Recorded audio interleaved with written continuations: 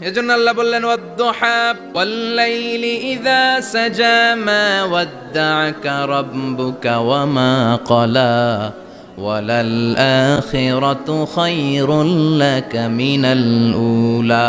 এরপর আল্লাহ বললেন নবী ওয়ালাল আখিরাতু খায়রুল লাকা মিনাল উলা, এই দুনিয়ার চেয়ে আপনার জন্য আখিরাতটা অনেক দামি। খায়রুল লাকা মিনাল উলা, এই দুনিয়ার চেয়ে আখিরাতটা অনেক শ্রেষ্ঠ।